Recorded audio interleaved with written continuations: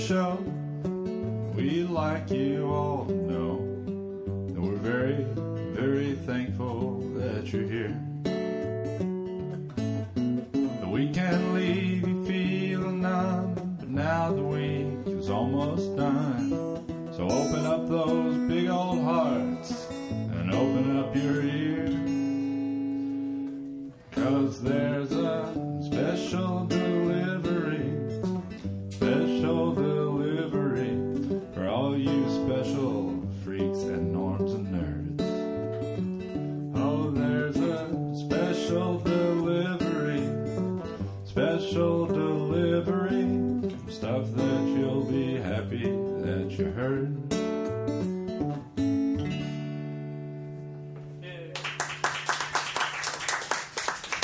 Cool.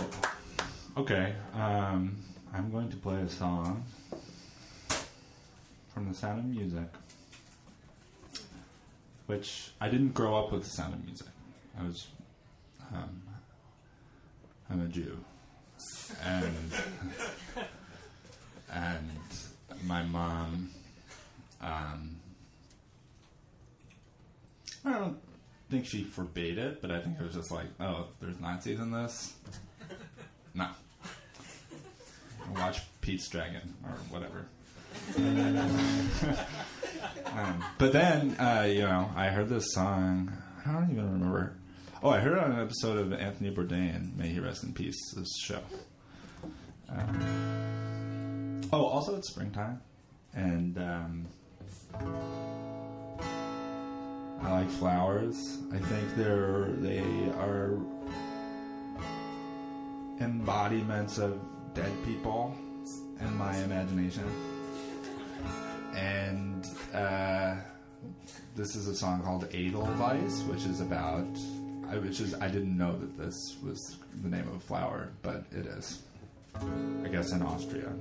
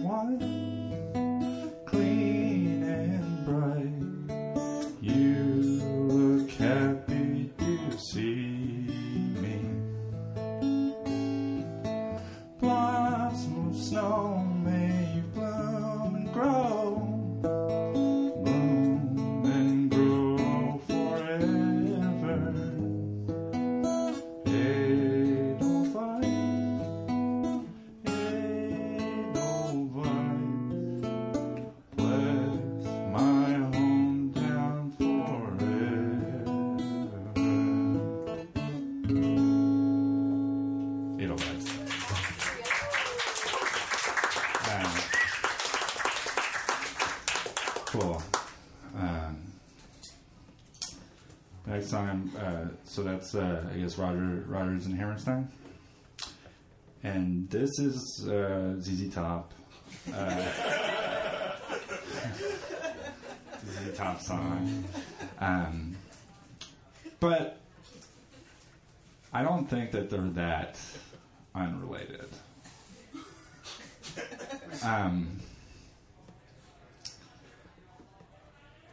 As a Jew, I feel like my feelings about Jesus are tepid. But I feel like as a country fan, I have grown to love him. Okay, this is a song called Jesus Just Left Chicago.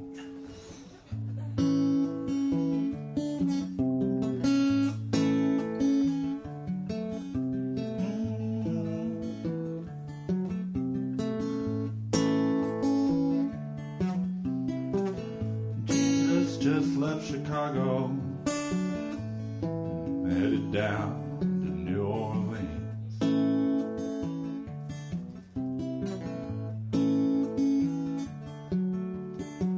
Jesus just left Chicago, headed down to New Orleans.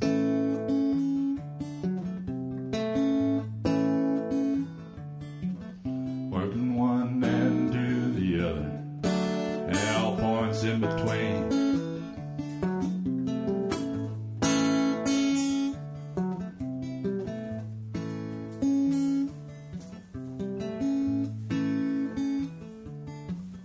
Took a ride through New York City, Hudson River turned to wine.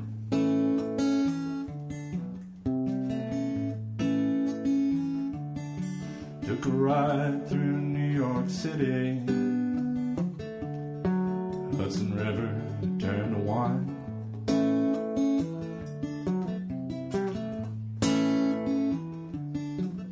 On out to California, through the forest and the pines.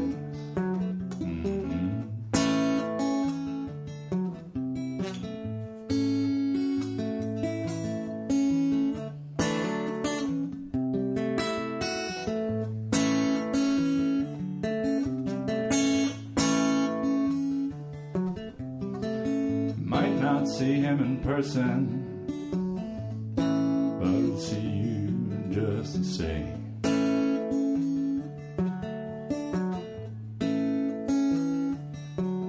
Might not see him in person, but I'll see you just the same.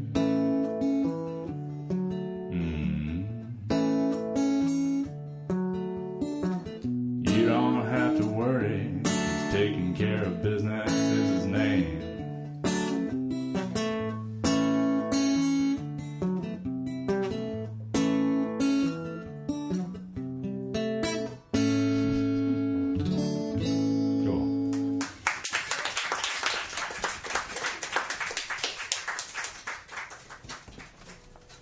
So,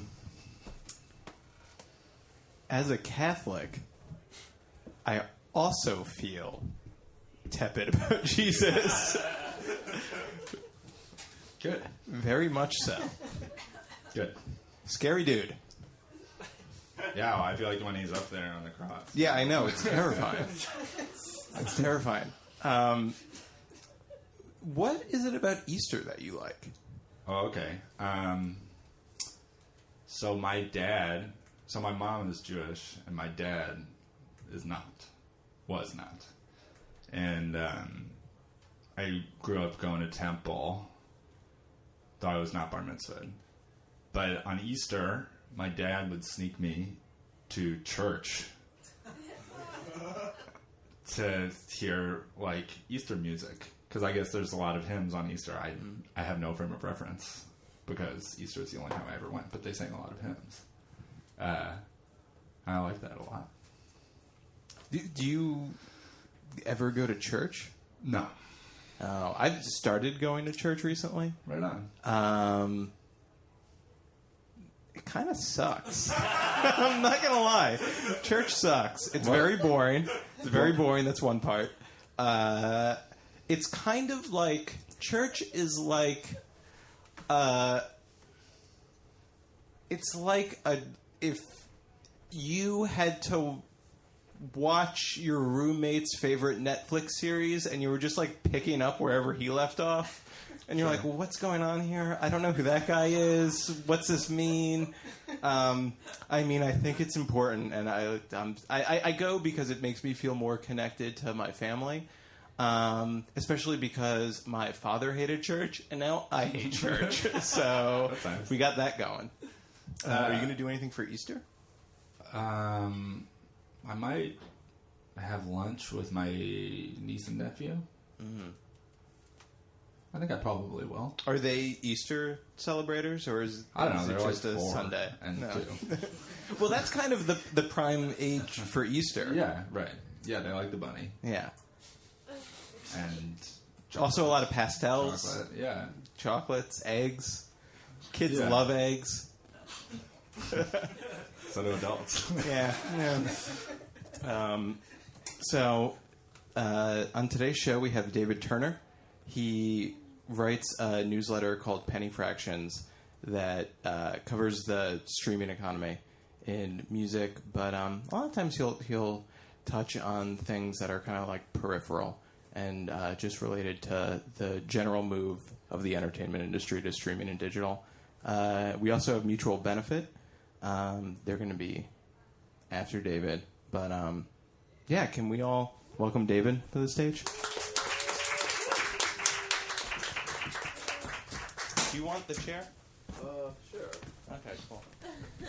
You started writing reviews originally, and you switched to this beat of streaming for about 2 years now. Mm-hmm. What caused that switch?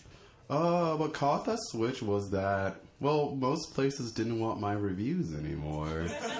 So, well, what really started with, there was a story a couple of years ago about there being fake artists on Spotify, and I thought that seemed really cool, because, like, you know, you go to Spotify, you listen to a song, and like, oh, maybe this isn't a song made by a person, it's made by a robot. And you're like, oh, that sounds neat and normal. So I, like, followed that story for a while, and by a while, I mean, like, there were 2 weeks stretch in 2017 where I did nothing but look at numbers and try to uncover what was happening. And ultimately that story got killed, but then I was like, well, this sounds really, really cool, and I like covering this niche. And also, coincidentally, that same summer, Liz Pelly, who was in the audience today, was working on a story that that was in the Babbler that a lot of people liked, that was also about a similar topic of music streaming. And so from that point, this seemed like a cool beat, and I was like, I'm going to keep doing this. You wrote about TikTok pretty recently. One of the things you commented about TikTok is it seems like they are going to be reliant on the platform star a lot less than other mediums. Like YouTube was very reliant on like having a few hit people, and Vine lived and died on it.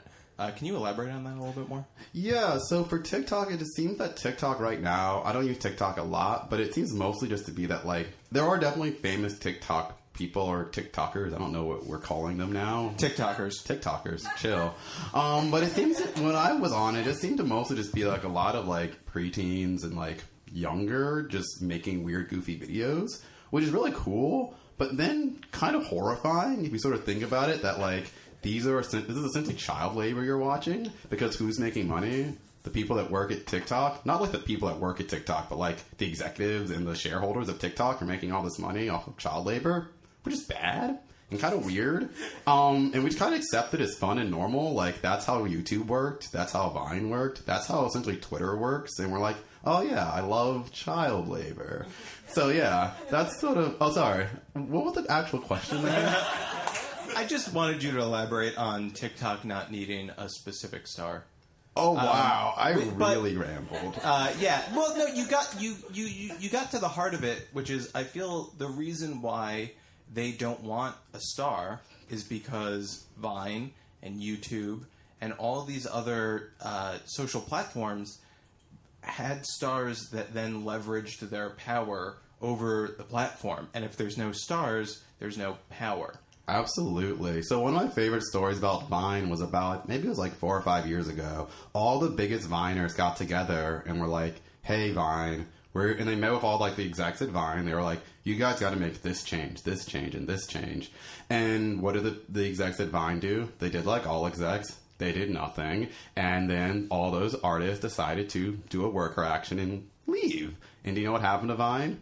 Oh, wait, we know what happened to Vine. It doesn't exist anymore because all those workers decided to leave. So TikTok, smartly, is like, we need less of that. We need way less of the potential worker action. So that's probably why you aren't going to see as many stories about big TikTokers, unless it fits their PR narrative for that month or week, which they probably will.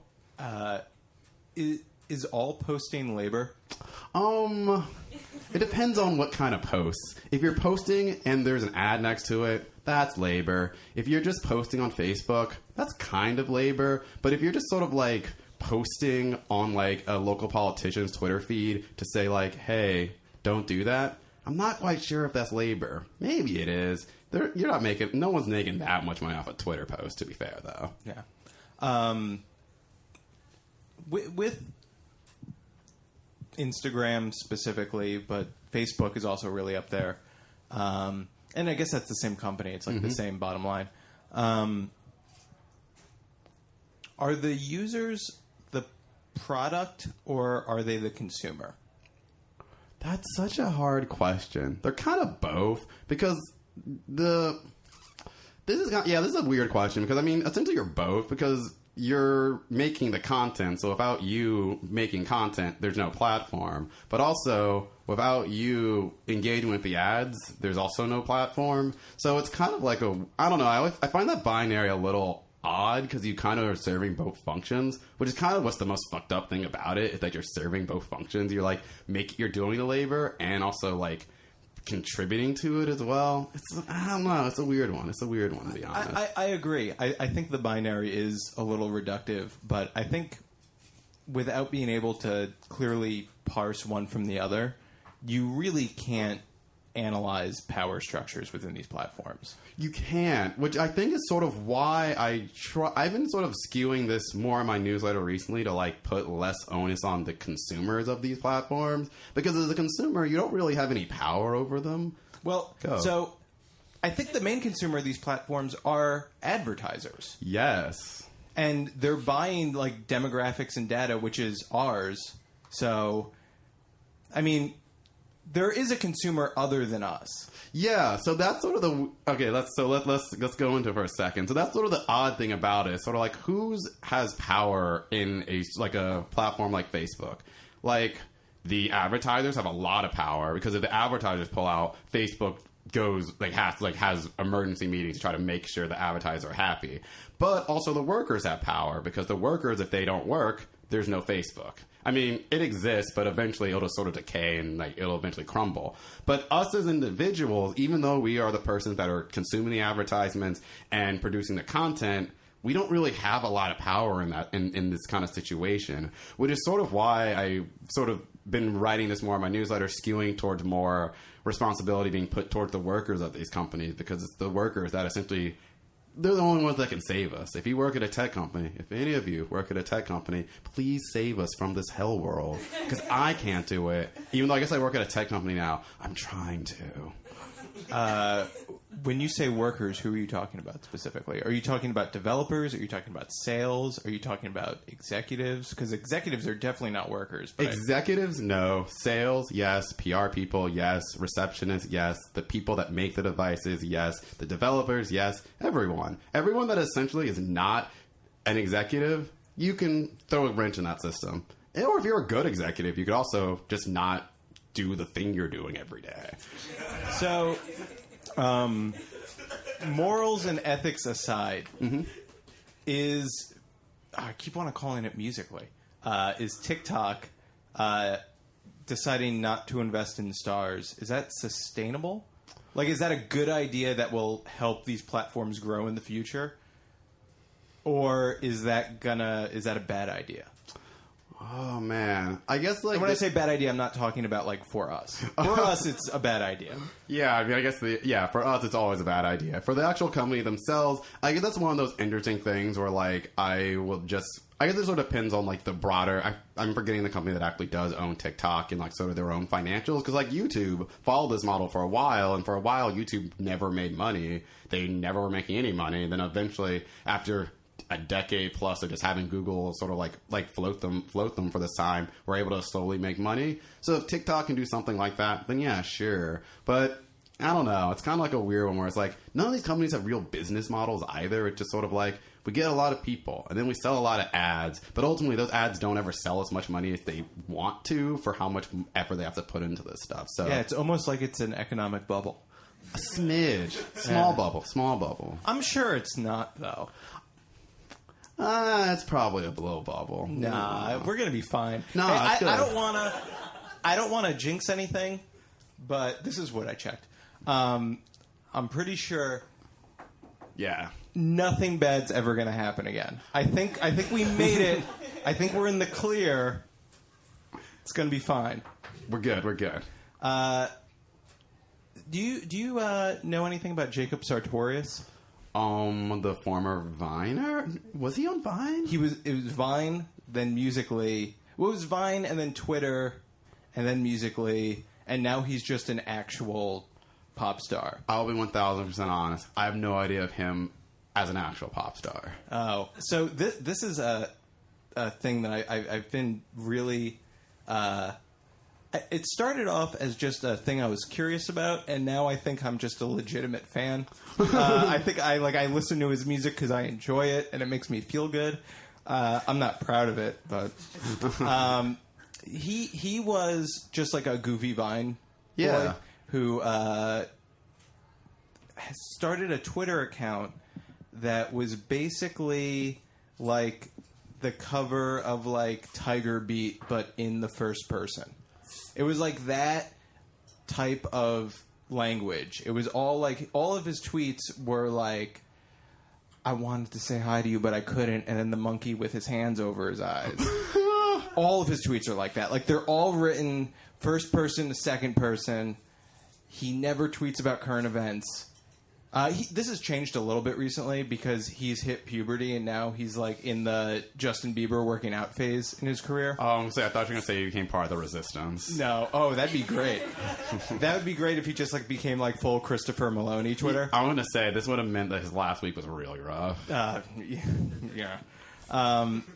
But the thing about him that I was really interested in is, well, on the surface, I think going from like a 10 or 11-year-old doing goofy things on Vine to, I think he sold out the Sony PlayStation Theater in New York recently. Like, he's like CAA books his tours.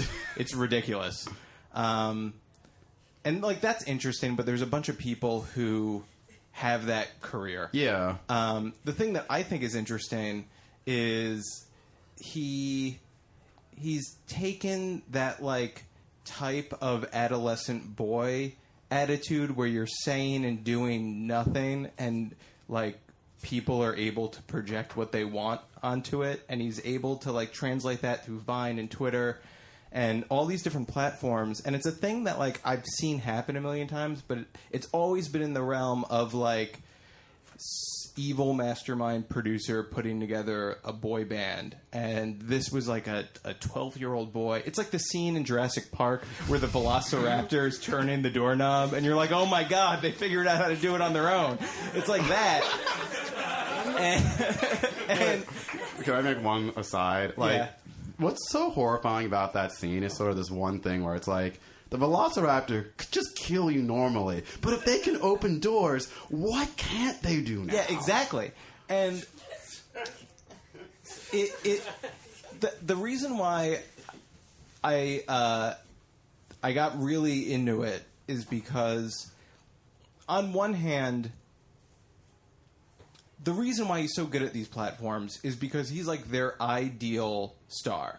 He's somebody who's doing the most general fucking thing imaginable for as many people as like possible, and he's able to like have this career. Like I'm sure he got a manager early on who made everything happen for him. Yep. But originally he was just like dicking around.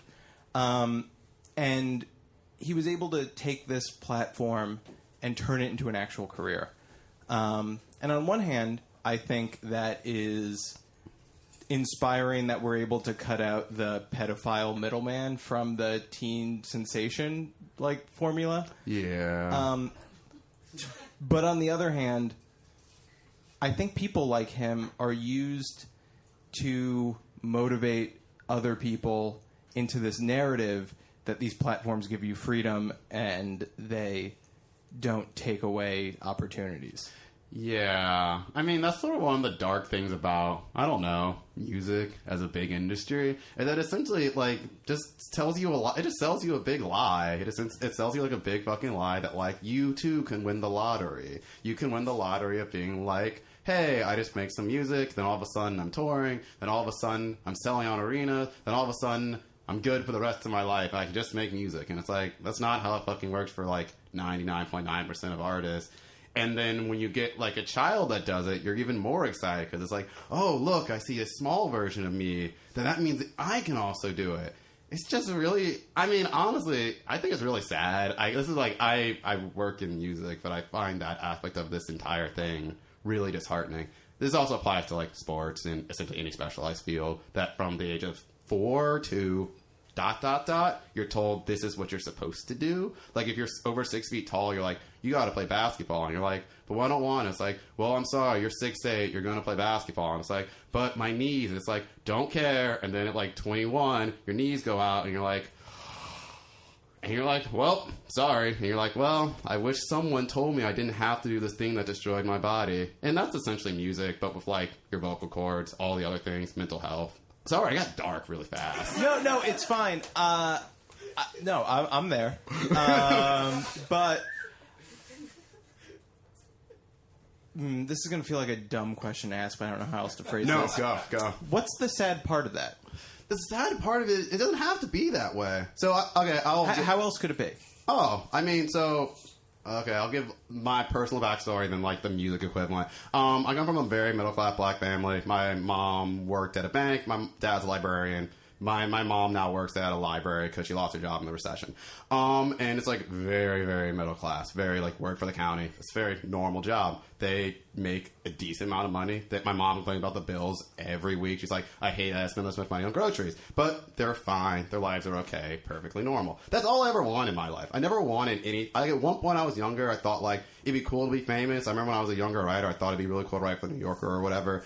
But... that doesn't make you famous, I'm sorry. It doesn't. But the funny thing is, I never dreamed that big. I never thought, like, I would be selling out stadiums or I'd be doing something where people knew my name. I never thought that would be a thing I would do because it never seemed like a thing worth aspiring to. And in music, as a person that I remember when I was, like, in high school and learning a lot about, like, just, I guess, like, seeing my friends' bands and then learning about music back in, like, I'm just going to say, just, like, learning about punk music and stuff back in the 80s and, like, the 70s. It was like, oh, yeah, this is really cool just to see, like, people who are doing stuff without this aspiration of being fucking huge.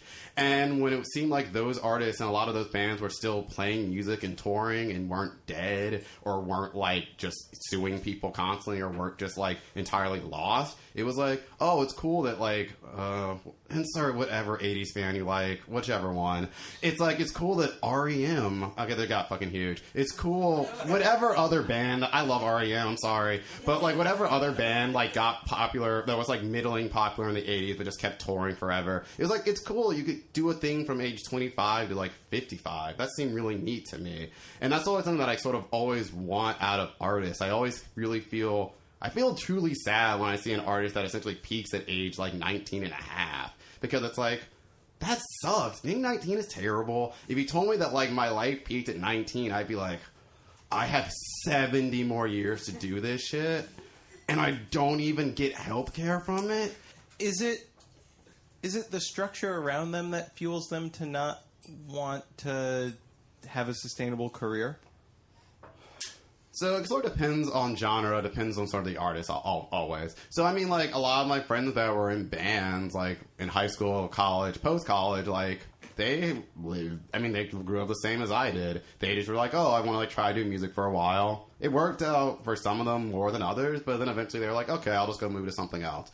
Where for other people, it's like, hey, you're like a kid growing up, and the only thing, and you happen to get, like, let's say, like, there's this kid, Annalie Chapa, who's, I think, from, like, Tennessee, I think. He's, like a teenager. And, like, over, like, a weekend or two, like, a couple of weeks, like, early on the top of the year, his songs started getting millions of plays on YouTube, and all of a sudden, he gets, like, a record deal or something. And you're like, that kid's, like, 19 years old, coming out of, like, a rough neighborhood, and all of a sudden, he gets, like, a record deal worth $1 million or plus dollars or whatever. And it's like, what do I do? Like, if I was to go to him and be like, hey, so right now, there's this man who's going to offer you $1 million. Do not listen to him. Even by giving him giving you $1 million, you're signing your life away, and it's going to be shitty.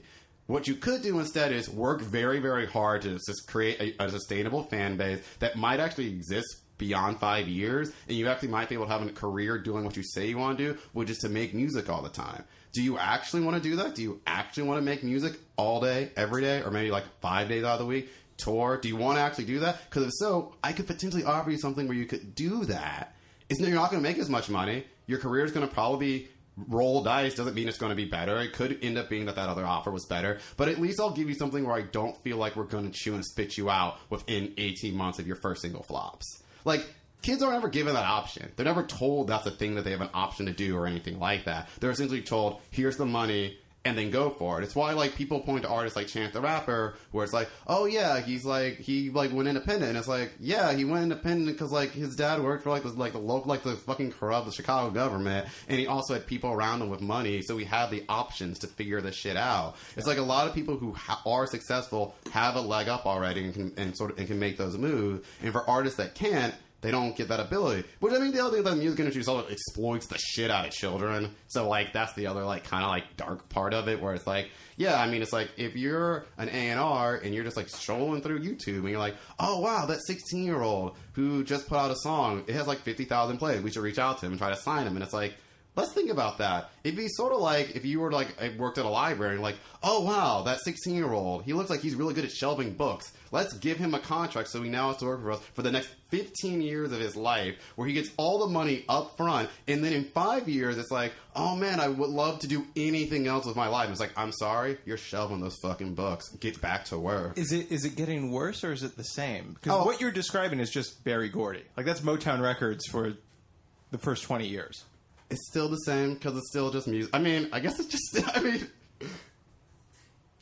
it's still just capitalism, so it's still just the same shit, so it's not like nothing really new. But it's not worse. It's just kind of a bit... I guess I would like to believe it could get better because people could learn from mistakes and learn from history, but I obviously understand that we don't do that ever. Systematically, though, what could get better? Systematically, what could get better right now is that, like, you do have... I mean, the thing is, you had options in the past. Like, one of the things I've talked about a lot last year. I read a lot about music unions. I read a lot about music unions and sort of the history of music unions in the United States. And one of the things that was really interesting was that, like, back in the 1940s, musicians struck a lot. They striked during the fucking World War II, which is kind of amazing because do you know who was pissed? Everyone was pissed. No one liked that musicians were striking during the fucking World War II. And do you know what happened? They won. They won their strikes. They got all these benefits. They got all this great stuff. And it's like, oh, wait, what is that? So, like, what does that have to do back to, like, how it could be better? It's like, it could be better if musicians were better organized and they'd actually, like, were able to fight for their own labor standards and were able to improve their labor standards instead of it simply being a competitive race to the bottom with every new signing essentially being a new way to fuck over a 13-year-old. Wow, I said that really aggressively. I'm sorry, I'm feeling really aggressive. No. I agree with you. I think it's very dark. And I think a lot of the moves that have been made lately are convincing people that they're cutting out a middleman, that the only examples they have in, like, public narratives are that middlemen are bad and that they'll rip you off. But in practice, if they met a middleman, it would probably just be like their friend who is helping them. And what this race to the bottom, like the step that we're cutting out to get there faster, is like the building community part. Yes. Is there anything that you think is optimistic that's happening? Like any steps forward? Oh, within music? Yeah. Oh, within society, there are some good things. Within music, there's good music that happens. Structurally, not structurally. artistically. Oh, artistically. Okay, sorry. I'm gonna say artistically. There's always great stuff, but structurally, Bandcamp is great. I knew it. I almost said you can't say Bandcamp. Well, I mean, it's so hard otherwise. It's so hard because the thing is, most streaming services are horrific and bad. Which is the worst one? Last question. Worst streaming service?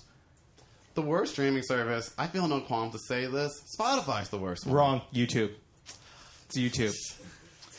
Wait, you make an argument, I'll make an argument. Okay, we'll go for it. Okay, so I mean, like, at least right now, my issue with Spotify, it's just narratively, it's the worst because it's ingrained in people's minds how music should work in 2019. That's why I would say it's the worst. I have the same answer for YouTube. I think YouTube is narratively the worst because even though Spotify sells this idea that this is how music's going to work from here on out, YouTube, their brand association is that they are an artist-friendly platform that has helped multiple... Like, Lily Singh just got the Carson Daly spot on NBC. That's because of YouTube. People think YouTube, they think artist-friendly, and they pay fractions of the fraction of what Spotify pays. They pay the worst, and nobody suspects it, and nobody thinks twice before going to YouTube to listen to music, including myself, because I am a rube. I will say this. You did not convince me, but that's a very good argument for it. Yeah. Because YouTube has also been around longer. They've been fighting these fights well before Spotify even existed. They've been trying to undercut prices for artists since the beginning, so that is definitely true. I guess a lot of my issues with Spotify are just sort of like the position that exists right now in 2019 is just seemingly so omnipresent because they've just fought to try to make it appear omnipresent. And then you know what happens? It's like when they're told they have to pay more to songwriters, they're like, we don't want to do that. When they don't have to. Well, that's the thing. That's because artists don't have enough power to make them have to fucking do it. And then also, when they also buy, like this is my last point, and then I will be done. It's like when they buy a podcast company, they bought Gimlet, which is like a cool podcast company, and then Gimlet tries to unionize, and then what does the Gimlet management do? They're going to try to be fucking union busters. And what does Spotify do? Nothing. And to me, it's like YouTube and Google have been union busters and are fucking terrible to their workers, and God knows how many terrible ways. But at least with Spotify, it's like, you know what? You could try to be a smidge better, but you don't even try. Like, you could try, but you don't even do it. And that's sort of why I feel more contemptuous to them, because, like, seeing people who can do something better and don't is a little more annoying to me. But also, YouTube sucks, so that's fine, too. Yeah. David, thank you for being on the show. Thank you for inviting me. Doug, you want to come on up, play some more songs?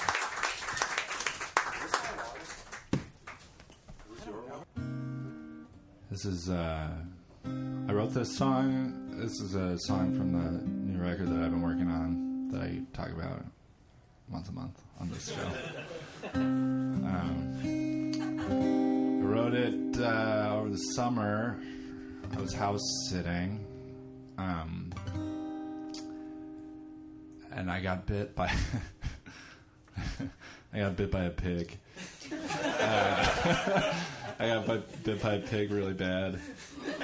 I had to go to the hospital and get stitches in my leg, and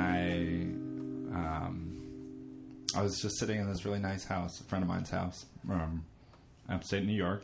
Wrote this song. Has nothing to do with any of that.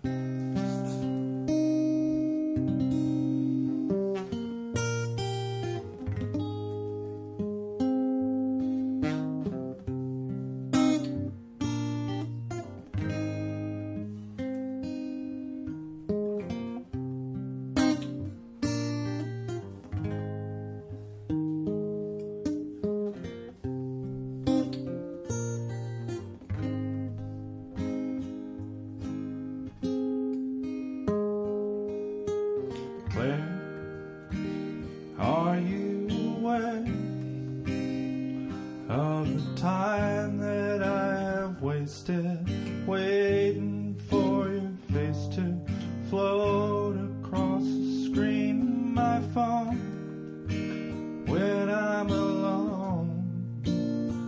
'Cause it's all I seem to do when you're gone.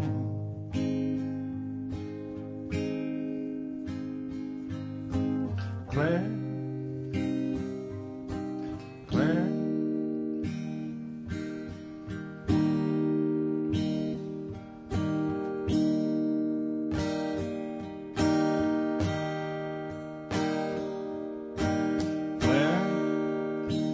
lately I'm scared at the things we did together.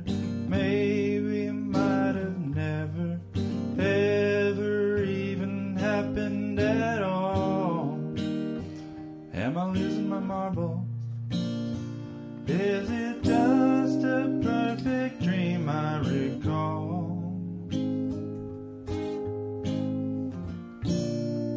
Oh, Claire, are you still there?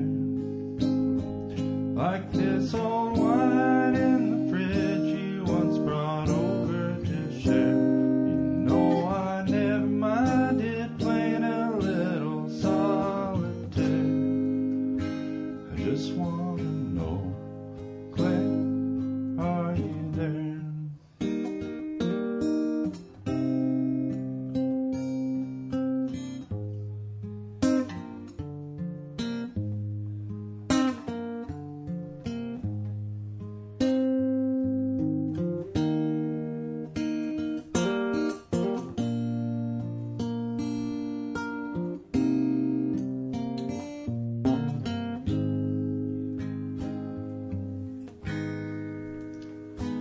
Oh, Claire, are you aware of the time that I have wasted waiting for your face to float across the screen of my phone when I'm alone?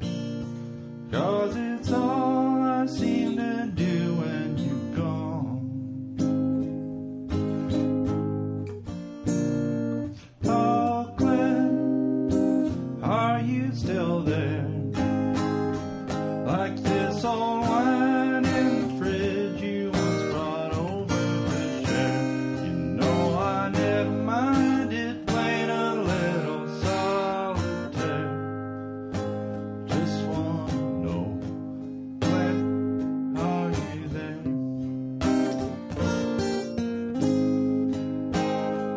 Oh, Claire.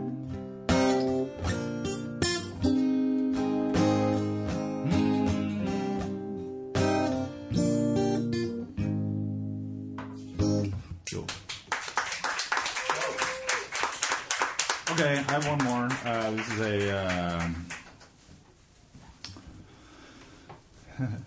a song by the Magnetic Fields that I heard when I was really young, and then I kind of forgot about it for a really long time. And then a couple months ago, the record label Living Statues asked me to do a song for they did a really cool compilation of 69 love songs by 69 different people. I did my favorite song from that record. So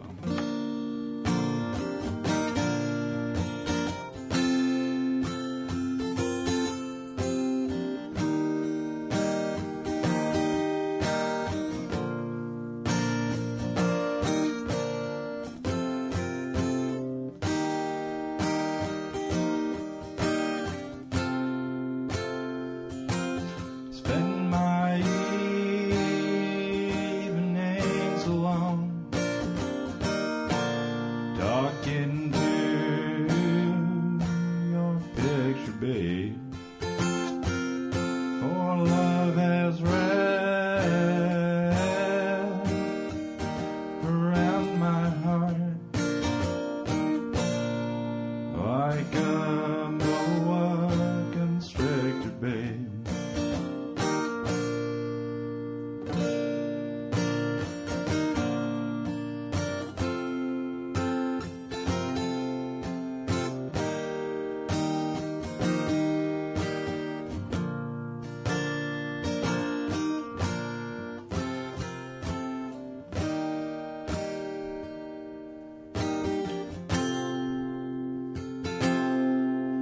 my mother should have murdered me. What jury would convict her, babe? For love has wrapped around my heart like a boa constrictor, babe. Like a boa constrictor, babe.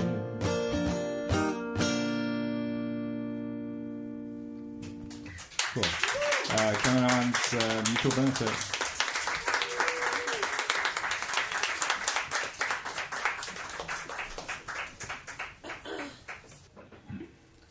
Remind me to tell you something about ZZ Top later.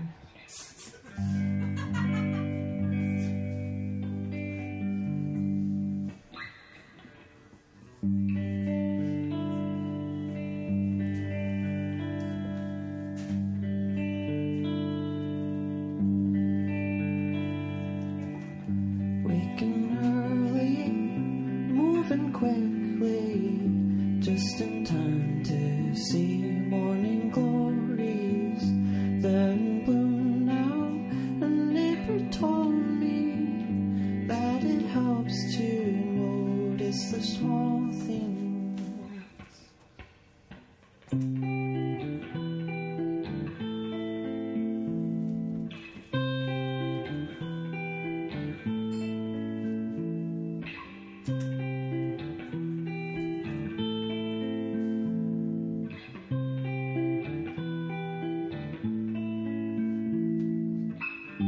Taking time out, taking shelter to wait out this inclement weather. When you hold me, it's so much better. It's enough to drown out the thunder.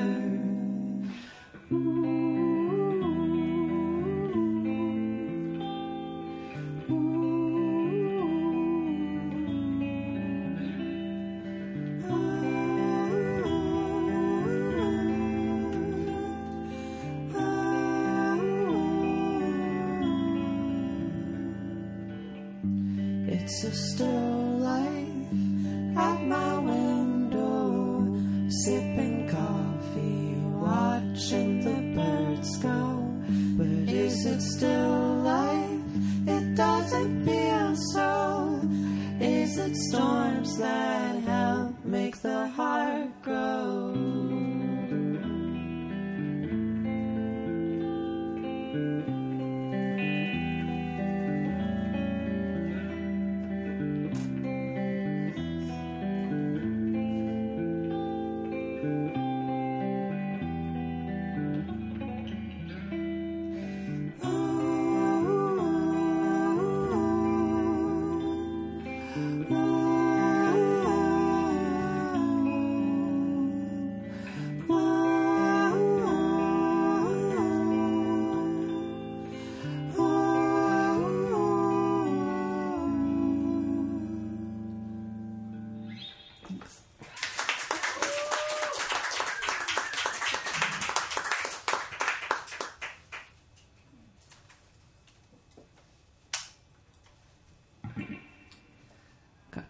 Forgot to turn on that pedal. There's like a ton of awesome stuff that was going to happen. Thanks to Johanna for playing with me. I used to, a job in my early adulthood was doing shipping for this artist in Texas, and I worked in her garage with a couple of really cool people. And I was very young, and they would like teach me about bands that existed before me. And I had never really heard a ZZ Top song before, and so one of them was like, there's this ZZ Top song called Legs, and the video is like really funny, and like you should definitely check it out. And we had like a cordial working relationship, and so we're like, actually YouTube I think was like pretty new, and so we're like, all right, so we're watching the video, and it's like pretty weird. Like it's just close-ups on female legs, and it like keeps doing these really weird angles, and like it's very gratuitous. And then we realized it was like a fetish video, like it wasn't the music video. It got pretty awkward, I guess. But the song Dougie played was really great.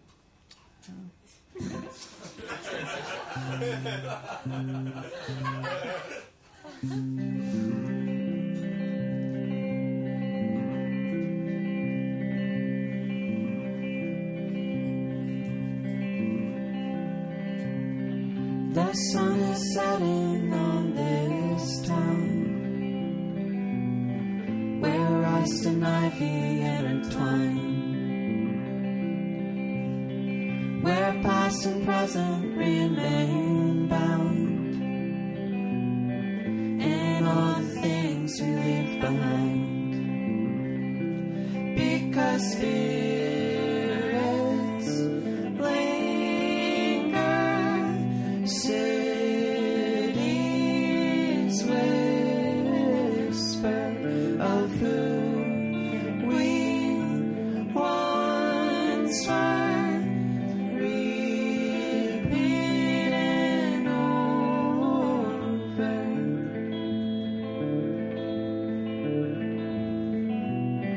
It echoes all throughout this town,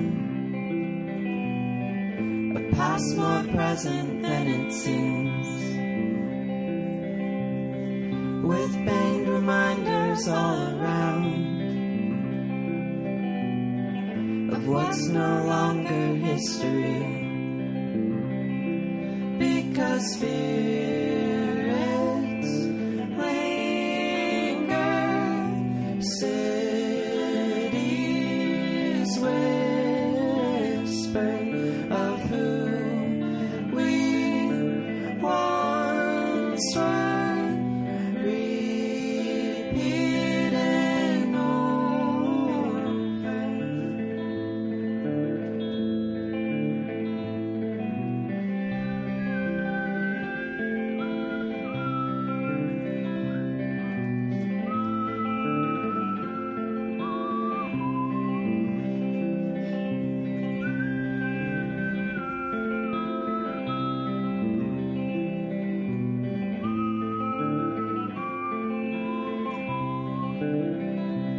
Because spirits linger, cities whisper of who we once were, repeating over.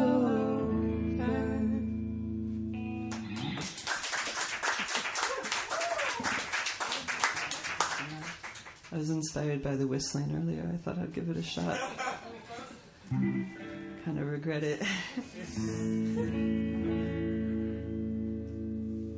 I'd like to become a good whistler, like those old crooners. You know, like I can't whistle. you can't whistle at all. Do you want to learn right now?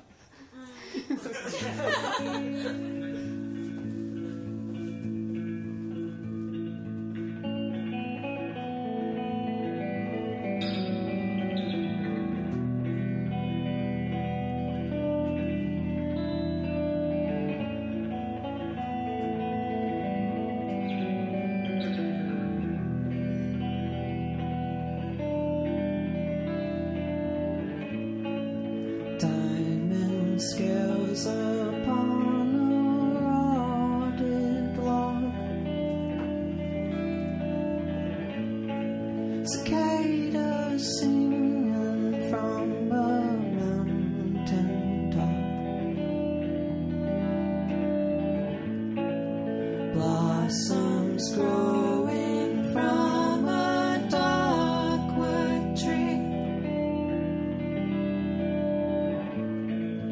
Leave behind what you used to be.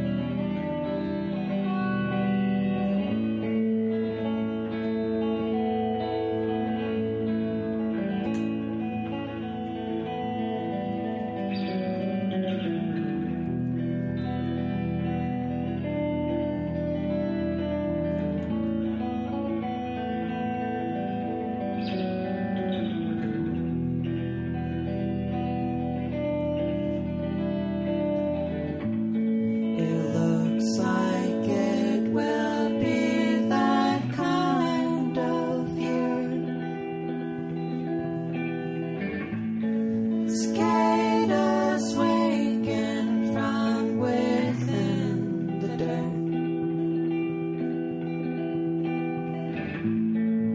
Toadstool growing from a fallen tree. Leave behind what you used to be.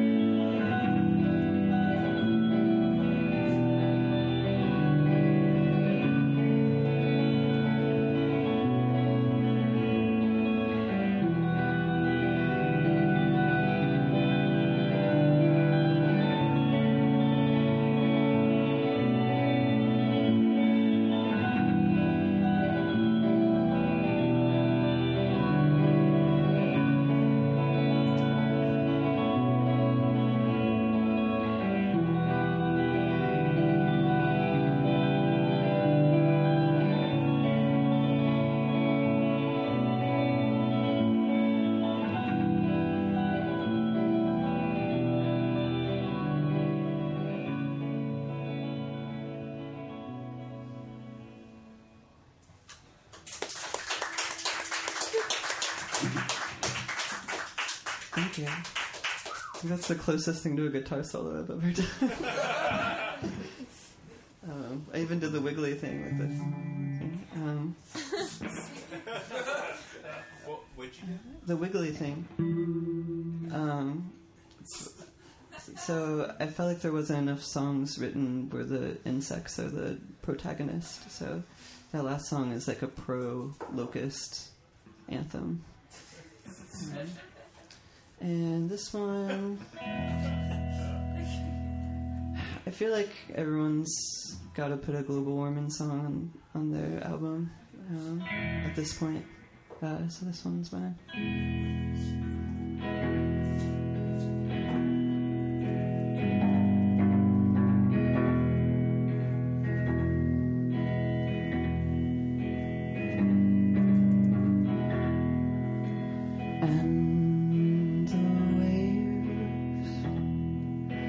Dance with me.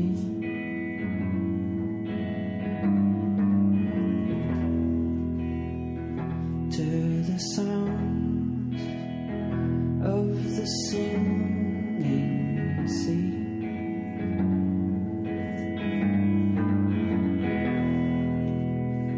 When those raindrops hit a percussive shift as the tide slowly rises.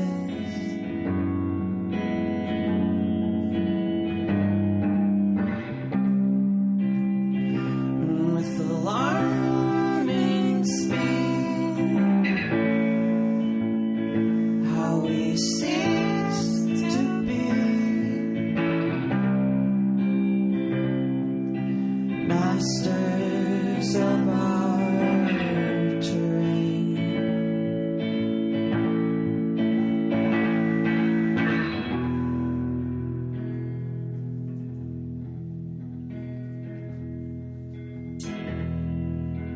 And the waves cannot be tamed.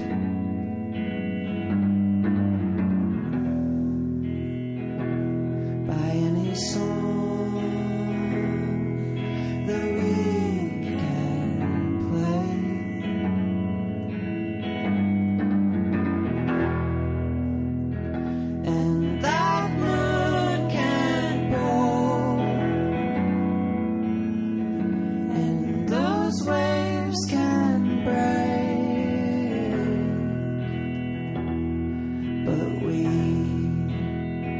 rarely listen.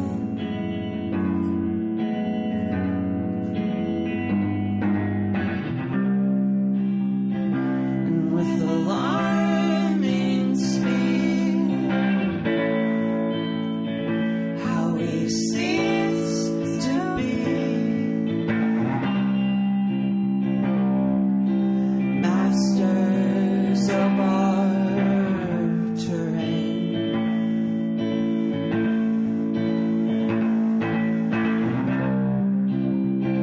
Water on the land, castles in the sand, mountains toppling down.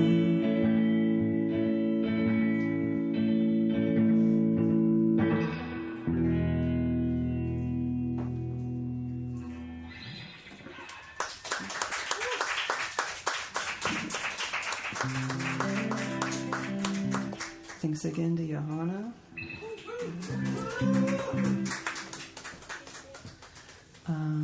All right, I'm just gonna do one more, and I'm gonna. A joke I like to make when I'm doing a show is after a slow song, I go, "All right, I'm gonna take it down a notch," and everyone's like, "What?"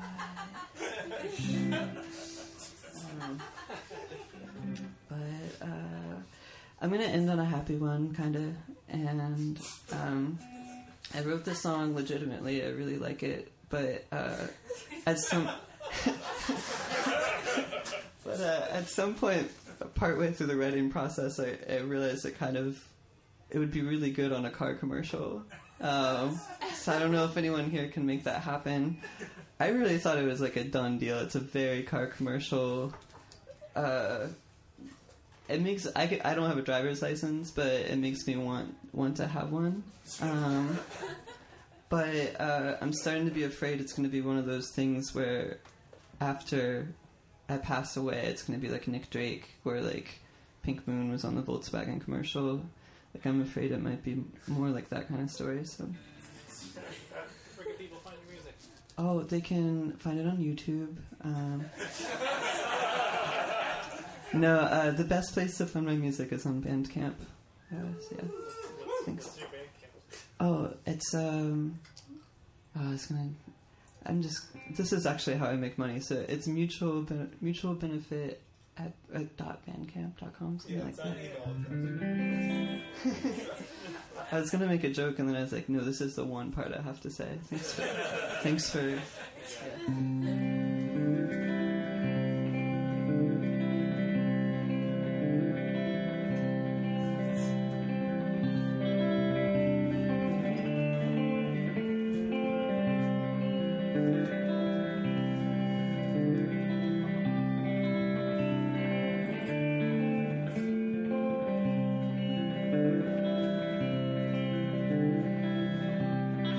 Let's take the long way home,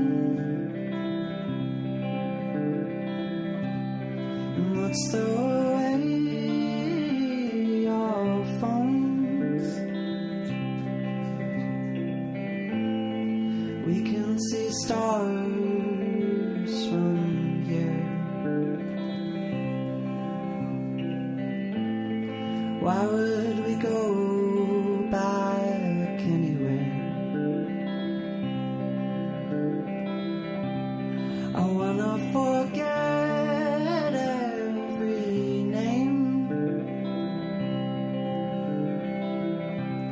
so we could be anything,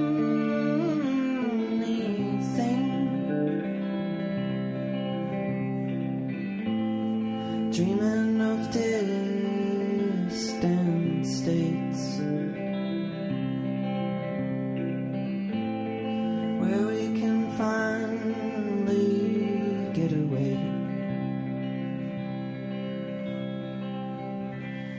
And if we get lost in a dream, wasn't it worth all we've seen?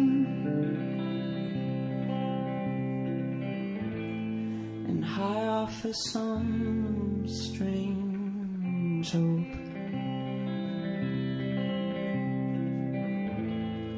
Why would we ever go back home?